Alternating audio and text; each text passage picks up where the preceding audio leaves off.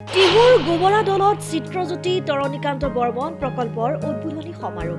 নলবাৰী জিলাৰ টিহুৰ গোবৰা দলত চিত্ৰজ্যোতি তৰণীকান্ত বৰ্মন প্ৰকল্পৰ উদ্বোধনী অনুষ্ঠান অনুষ্ঠিত হয়। অসমৰ প্ৰথমগৰাকী ক্ৰীড়া ফটো সাংবাদিক তৰণীকান্ত বৰ্মনৰ স্মৃতি উজ্জীৱিত কৰি ৰখাৰ উদ্দেশ্যে ফটো সাংবাদিক তৰণীকান্ত বৰ্মন মেমৰিয়েল ট্ৰাষ্টে তেখেতৰ এটি পূৰ্ণাংগ মূৰ্তি উন্মোচন কৰাৰ লগতে এখন সমাৰোহ অনুষ্ঠিত কৰে।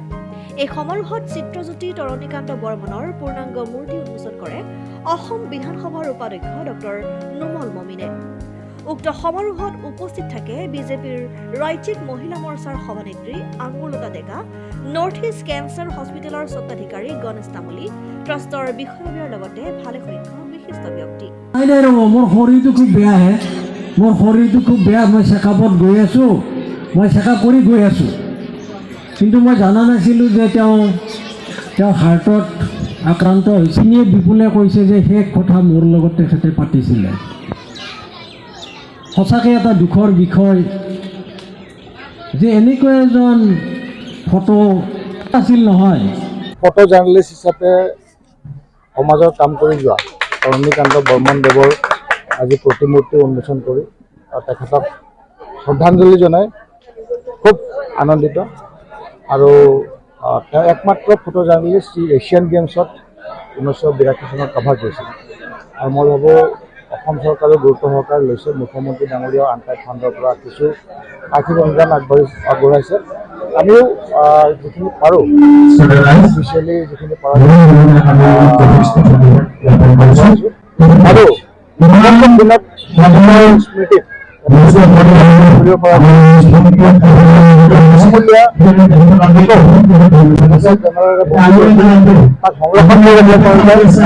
মুখ্যমন্ত্ৰী ডাঙৰীয়াৰ কথা পাতিম, তেখেতক অনুৰোধ কৰিম, নিশ্চয়কৈ আমি সুফল পাম।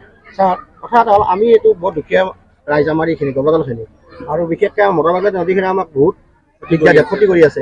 আৰু ইয়াৰ কথাটো হ'ল, আমাৰ যিকেইটা আমাৰ মূল পথ, প্ৰতাপতলী পথ, এটা পথো আমাৰ ভাল নহয়। সেইকেইটা এই পথকেইটা ভাল কৰাৰ কিবা ব্যৱস্থা চৰকাৰক আপুনি জনাব নেকি? নিশ্চয়কৈ। আপোনালোকৰ এইটো অঞ্চলত বিপুল বৰ্মন ডাঙৰীয়া ইয়াৰ পৰাই আছে। তেখেতৰ মুখ্যমন্ত্ৰী ডাঙৰীয়াৰ লগত প্ৰায় লগ পাই থাকে।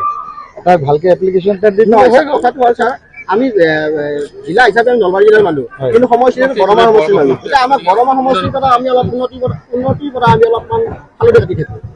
বৰমাই হওক, নলবাৰীয়ে হওক, এইটো অসমৰ ভিতৰতে হয়, ভাৰতবৰ্ষৰ ভিতৰতে হয়। Every Indian citizen has got right.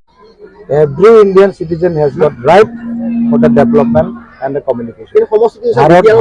ভাৰতবৰ্ষৰ বিটিআৰে কওক, গুৱাহাটীয়ে কওক, যিয়ে কওক, এইটো আমি ভাৰতীয়, আমি অসমীয়া, প্ৰথম কথা।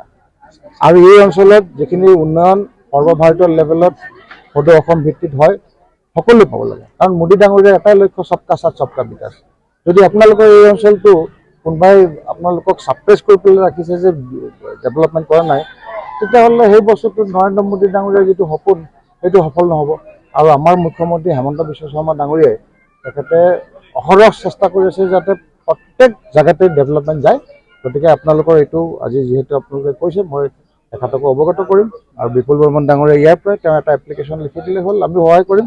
ৰাস্তাটো হৈ যাব, খুব ডাঙৰ কথা নহয়, এইটো ভেৰি ইজি। তাতকৈ আৰু কিবা ডাঙৰ কথা আছে নেকি কওক? যদি সমস্যা আছে, ৰাস্তা হৈ যাব, এইটো কাৰণে কোনো প্ৰব্লেম নাই। আমি অহা কাইলৈ পৰহিলৈ প্ৰমোদ বড়ো ডাঙৰীয়াকো লগ পাম, তেখেতকো মই ক'ম যে ৰাস্তাখিনি তেখেতসকলে কমপ্লিট কৰিছে, ইয়াত দিয়ক। গতিকে মুখ্যমন্ত্ৰী ডাঙৰীয়া আৰু প্ৰমোদ বড়ো ডাঙৰীয়া দুয়োজনকে যদি অনুৰোধ কৰাৰ পিছত আৰু তেতিয়া ৰাস্তাটো নহ'ব বুলি মোৰ মনে নধৰে, কাৰণ এইটো হোৱাৰ সম্পূৰ্ণ। News desk report, Assam time. ঘৰত আনন্দ আৰু সম্পৰ্কৰ চমক বজাই ৰাখিবলৈ জৰুৰী হৈছে সকলো আনন্দময় মুহূৰ্তত মৰমৰ উপহাৰ দিয়াটো। সেইবাবে মধুশ্ৰী জুৱেলাৰ্ছে আনিছে সকলো ৰঙীন ক্ষণৰ বাবে বিশেষ গহনা। হীৰাৰে হওক, সোণৰে হওক বা ৰূপৰে হওক, শ্ৰেষ্ঠ ডিজাইনছ আৰু হলমাৰ্কযুক্ত গহনাই ৰাখে সম্পৰ্কক নিখুঁত। তেনেহ'লে আজিয়ে আনক আনন্দ মধুশ্ৰী জুৱেলাৰ্ছৰ সৈতে। যোগাযোগ কৰক 7002800341 নাইবা ভিজিট কৰক LNB ৰোড, নলবাৰী, অসম।